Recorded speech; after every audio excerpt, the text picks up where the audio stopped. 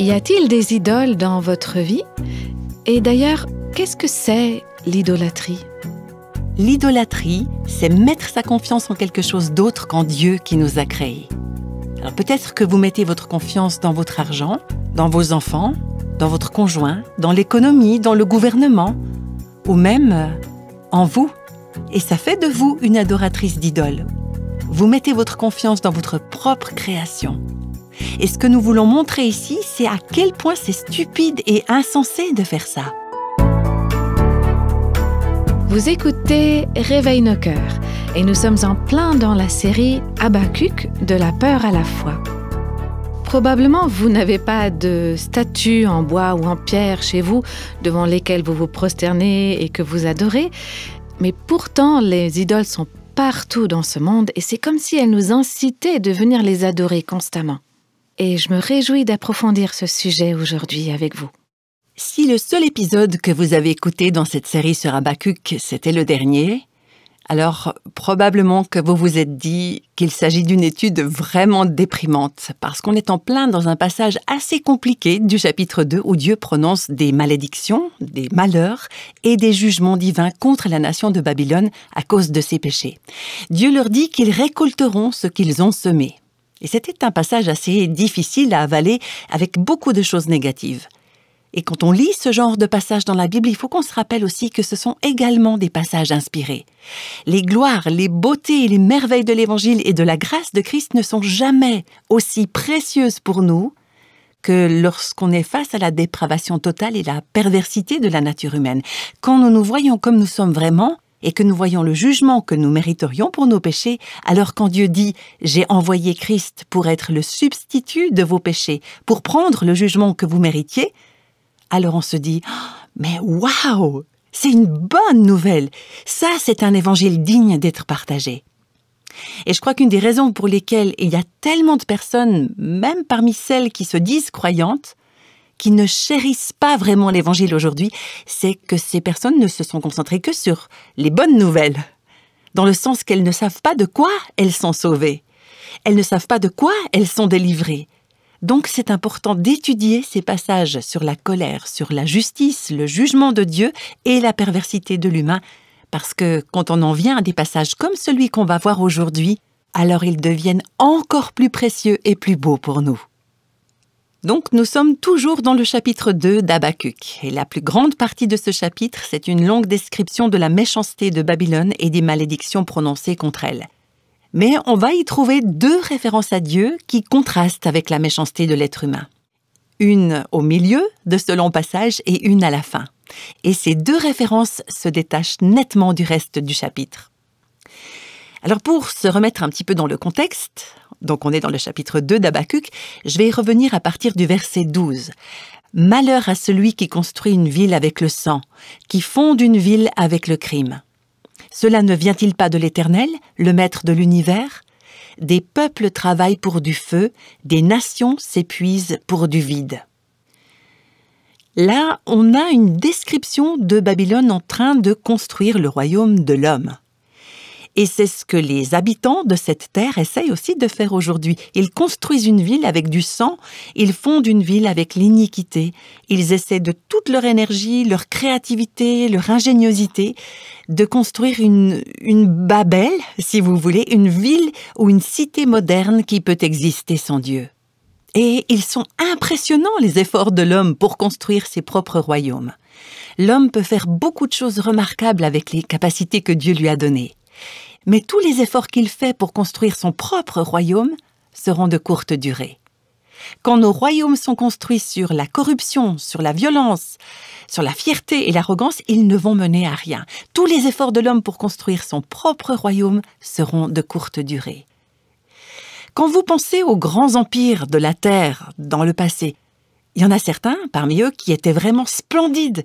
Si vous pensez à l'Égypte, Babylone, la Grèce, l'Empire romain, si vous allez aujourd'hui dans ces parties du monde, vous allez constater que les preuves les plus splendides de ces civilisations sont enfouies sous un tas de ruines.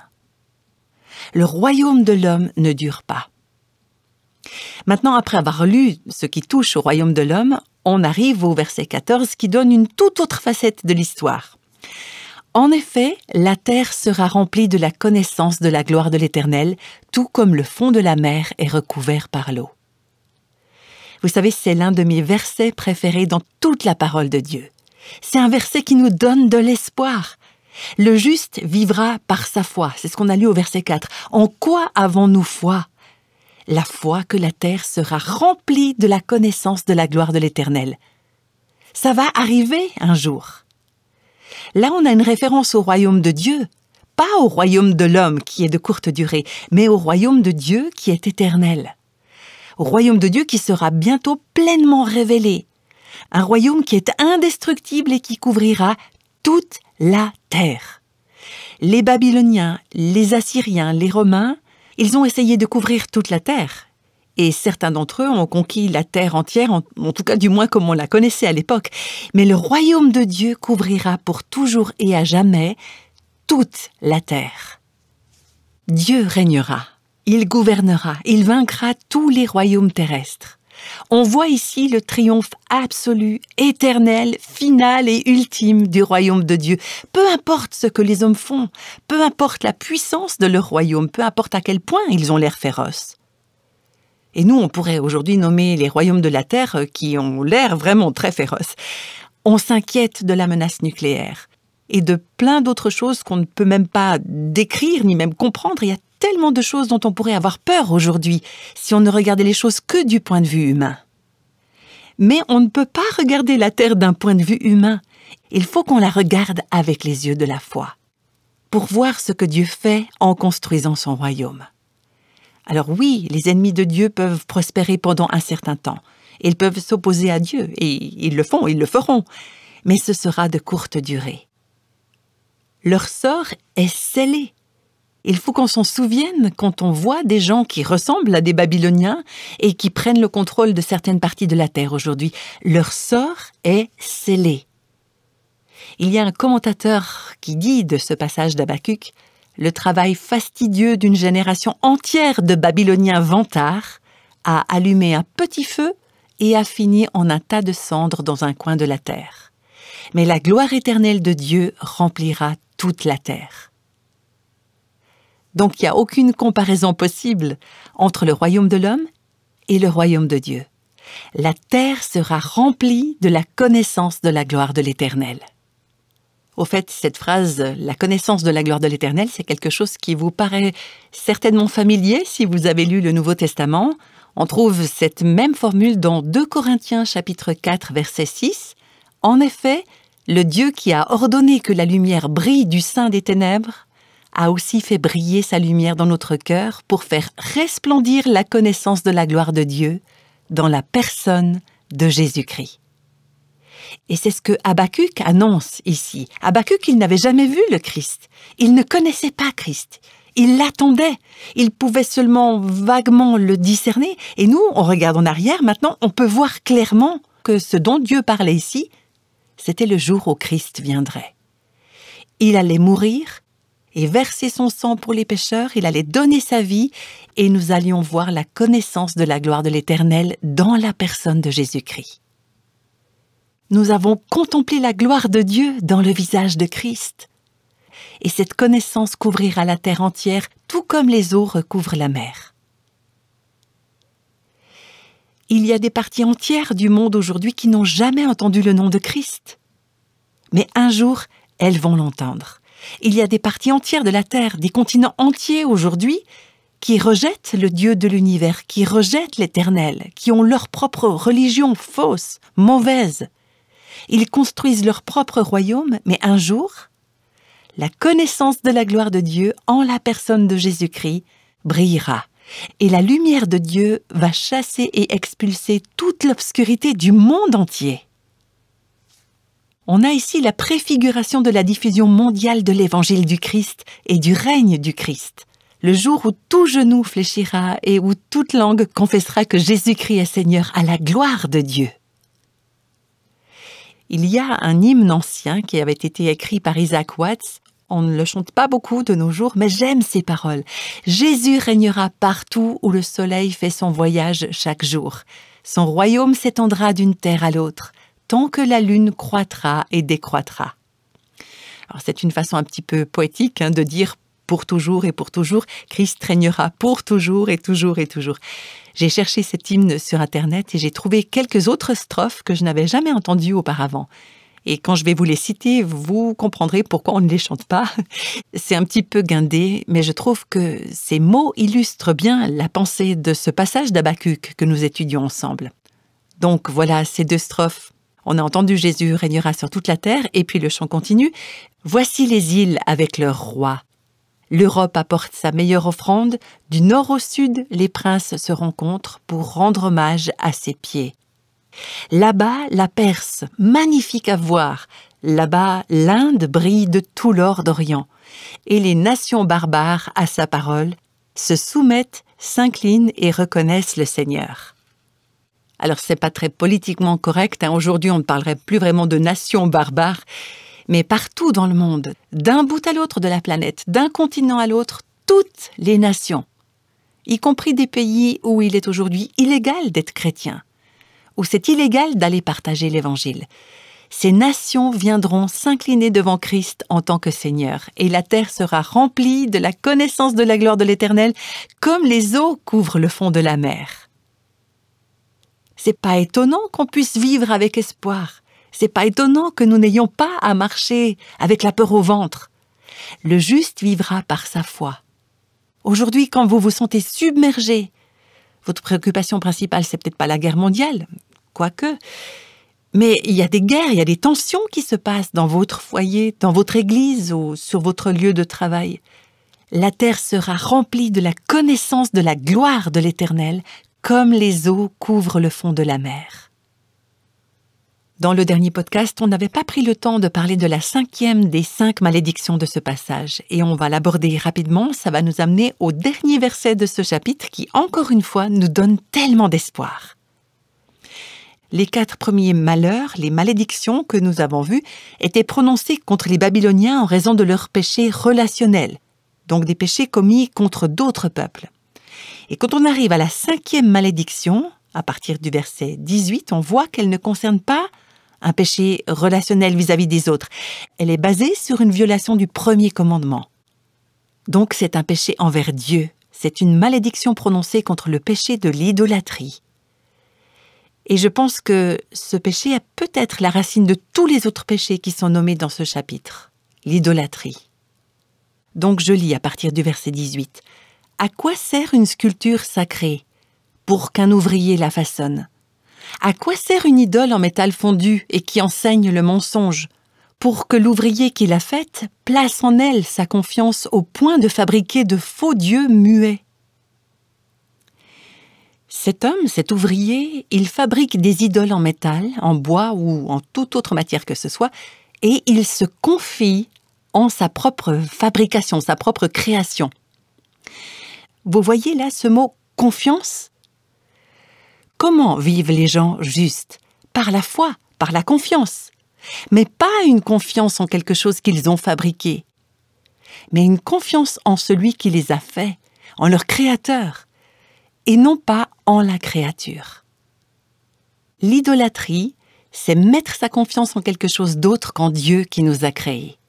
Alors peut-être que vous mettez votre confiance dans votre argent, dans vos enfants, dans votre conjoint, dans l'économie, dans le gouvernement, ou même en vous. Et ça fait de vous une adoratrice d'idole ou un adorateur d'idole. Vous mettez votre confiance dans votre propre création. Et ce que nous voulons montrer ici, c'est à quel point c'est stupide et insensé de faire ça. Verset 19. « Malheur à celui qui dit à un morceau de bois, « Lève-toi » ou à la pierre muette, « Réveille-toi ». Donnera-t-elle instruction ? Elle est garnie d'or et d'argent, mais il n'y a en elle aucun souffle de vie.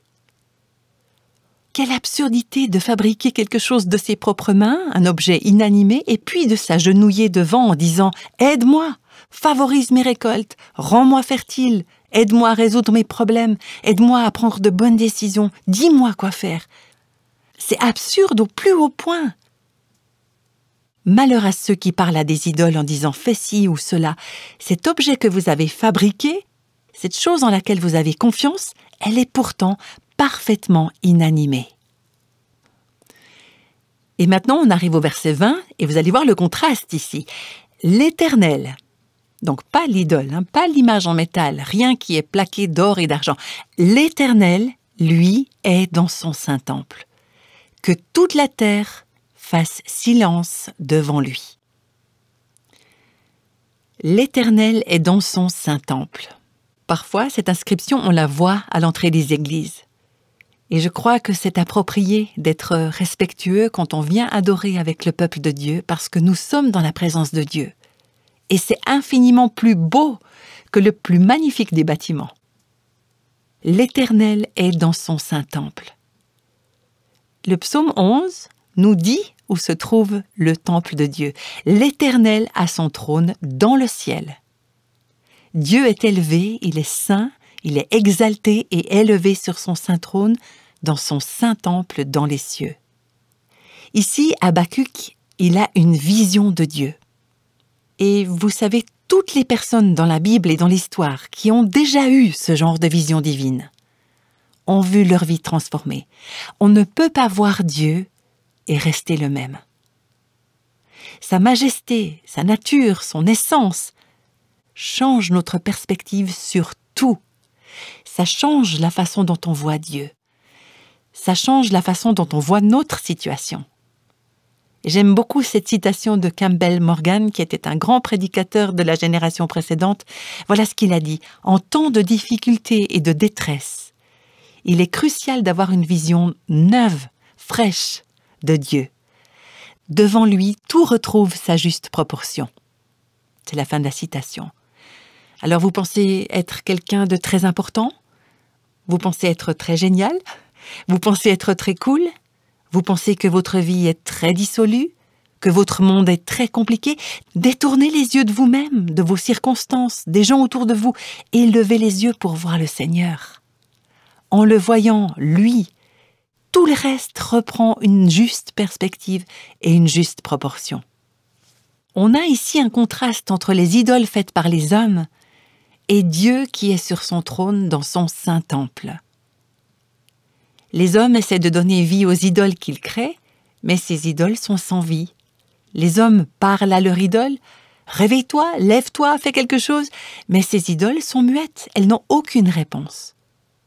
Il y a quelque chose qui cloche dans le fait de parler aux idoles, d'essayer de donner vie à un objet inanimé. Laissons Dieu donner la vie en nous. Il nous parle. Et nous nous taisons en réponse. Nous gardons le silence, nous sommes immobiles, nous sommes calmes devant lui. Et nous écoutons avec émerveillement, plein de révérence pour Dieu sur son trône. On a vu au verset 18 que l'idole a un créateur. Mais Dieu est notre créateur. C'est la créature qui devrait adorer le créateur, et non une autre créature. Je relis ce verset 20. L'Éternel, lui, est dans son saint temple. Que toute la terre fasse silence devant lui. Ce verset, il nous dit « Taisez-vous, adorez Dieu, ayez confiance en lui, laissez-le vous enseigner, laissez-le vous parler. Arrêtez de vous plaindre, arrêtez de lutter, arrêtez de douter, arrêtez de remettre Dieu en question. » Dieu n'est pas indifférent, comme Habacuc l'avait cru apparemment au début. Il n'est pas insensible, il n'est pas impuissant, il n'est pas passif. Dieu est dans son saint temple, assis sur son trône. Il est aux commandes. C'est pas seulement le grand Dieu de l'univers, il s'intéresse aussi aux petits détails de notre vie. Il n'est pas endormi. Il est éveillé, attentif. Il est vivant, il est actif, il œuvre dans votre vie, pour votre bien, dans votre situation, dans votre foyer, dans votre église, dans votre monde. Dieu est sur son trône, alors gardez le silence. Ne soyez pas anxieux, ne soyez pas troublés, déconcertés, ne soyez pas inquiets. Au moment le plus parfait, il va accomplir ses plans, ses desseins. Alors en attendant, tenez-vous devant lui en silence, avec humilité, dans la révérence, dans l'admiration. Faites-lui confiance. Le juste vivra par la foi. Quand vous fabriquez une idole, alors je sais qu'on ne fabrique pas d'idoles sculptées, on ne les fabrique pas en or, en argent, etc. mais on les fabrique à partir d'autre chose. Par exemple, ça peut être une personne, ça peut être notre emploi, ça peut être tout, n'importe qui ou quoi en qui nous plaçons notre confiance au lieu de la placer en Dieu. Quand on fabrique une idole, on lui dicte le genre de Dieu qu'on aimerait qu'elle soit. On façonne des idoles selon nos préférences, on leur dit ce qu'elles devraient faire et à quoi elles devraient ressembler, comment elles doivent nous servir et comment elles doivent agir avec nous. Le problème, c'est qu'on essaie de faire ça avec Dieu. On n'aime pas la souveraineté, on n'aime pas que quelqu'un d'autre nous dise ce que nous devrions faire. On veut être Dieu, on veut être aux commandes. Alors on dit à Dieu ce qu'il devrait être selon nous. Et ce qu'on pense qu'il devrait faire. Comment il devrait résoudre nos problèmes de couple. Comment il devrait changer notre conjoint. Comment il devrait changer nos enfants. Comment il devrait changer notre situation. Comment il devrait nous rendre la santé. Comment on ne devrait pas avoir de problèmes financiers. Comment est-ce que tu peux être juste Dieu si tu permets que les choses se passent comme ça. Comment est-ce que tu peux être bon. Si tu es tellement bon, pourquoi est-ce que tu fais ça? On conteste notre Créateur. C'est parce qu'on essaie de façonner Dieu en une idole à notre image. On essaie de le plier à notre volonté. J'aimerais simplement nous rappeler que, par rapport à ses desseins ou à ses plans, Dieu n'a pas besoin de notre avis, ni du vôtre, ni du mien. Il nous dit de laisser nos inquiétudes à ses pieds, de lui faire part de nos requêtes, de prier, d'intercéder et de le faire avec audace, mais nous ne pouvons pas dicter à Dieu comment il devrait agir. Dans la Bible, Job a essayé de faire ça à un moment donné. « Dieu, si je pouvais simplement venir devant toi et plaider ma cause, je sais que tu verrais que j'ai raison. » Alors quand on lit cette phrase, ça peut nous faire rire, mais est-ce qu'on ne fait pas un peu la même chose? Dieu, je sais que les choses ne devraient pas être comme ça. Et quand Job voit enfin Dieu tel qu'il est, il dit « J'ai mis la main sur ma bouche, j'aurais préféré ne jamais avoir parlé. » Et vous savez quoi? Quand on verra Dieu tel qu'il est vraiment, je crois qu'on dira la même chose. Pourquoi est-ce que j'ai ouvert ma grande bouche? Pourquoi est-ce que je n'ai pas été simplement silencieuse devant Dieu, dans l'admiration, dans le respect, dans l'adoration et la soumission? L'Éternel, lui, est dans son saint temple, que toute la terre fasse silence devant lui. Dieu est sur son trône, il est saint, il est parfait, il est éternel, il est bon, il est juste. Si c'est de tout ça dont on se souvient quand on se trouve au beau milieu des tempêtes, des contraintes, de l'adversité, des défis de la vie, alors on peut rester silencieux, on peut être libéré de l'inquiétude. On peut faire confiance à Dieu, on peut chanter, on peut se réjouir, et on va voir que c'est finalement cet état d'esprit que Habakkuk va adopter à la fin. Mais comment est-ce qu'il y arrive? En faisant un voyage dans le temple de Dieu. L'Éternel, lui, est dans son saint temple. Alors, soyons calmes, taisons-nous, soyons silencieux devant lui.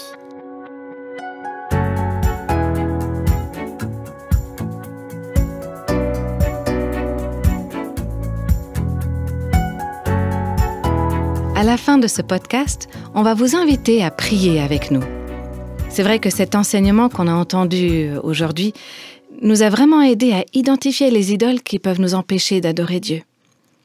Et cette émission, elle fait partie d'une grande série de podcasts qui s'appelle Habakkuk, de la peur à la foi, pendant laquelle on a déjà examiné des questions vraiment sérieuses que ce prophète a posées à Dieu. Et au cours des prochains épisodes, on va analyser comment et pourquoi il a pu changer de point de vue et qu'est-ce qui l'a donc amené à adorer Dieu.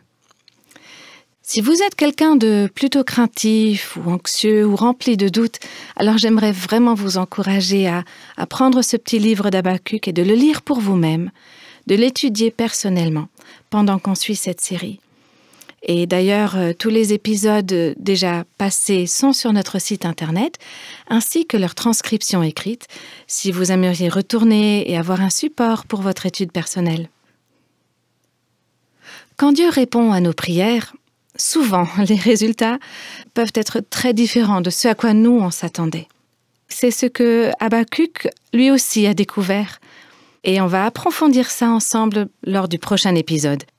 Et avant de se quitter, j'aimerais vous inviter à prier avec nous. Seigneur, merci de nous donner un aperçu de ta grandeur et de ta puissance. Aujourd'hui, tu es sur ton trône, dans ton temple, c'est toi qui commandes. C'est toi qui es Dieu, et nous t'adorons. Je sais que c'est facile pour nous d'avoir des cœurs tranquilles quand on est assis dans un endroit où on est en sécurité, dans un environnement protégé, privilégié. Mais je sais aussi que parmi celles et ceux qui nous écoutent, il y en a qui sont comme pris dans un tourbillon, en train de faire face à des tempêtes, des problèmes et à des défis, à la vraie vie en fait. Et pour reprendre cette image, quand on se rend dans ton temple, tu es saint, assis sur ton trône. Alors plutôt que de crier, de lutter, de contester, d'avoir peur, d'être perturbé, merci de nous donner un esprit calme pour t'adorer et vivre notre vie dans l'admiration de qui tu es. Je prie au nom de Jésus. Amen.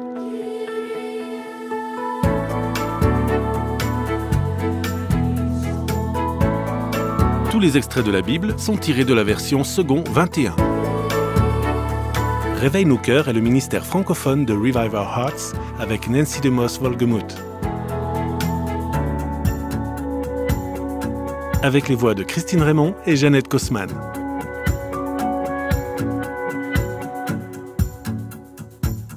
Quelle que soit la saison de votre vie, Réveille nos cœurs vous encourage à trouver la liberté, la plénitude et à porter du fruit en Christ.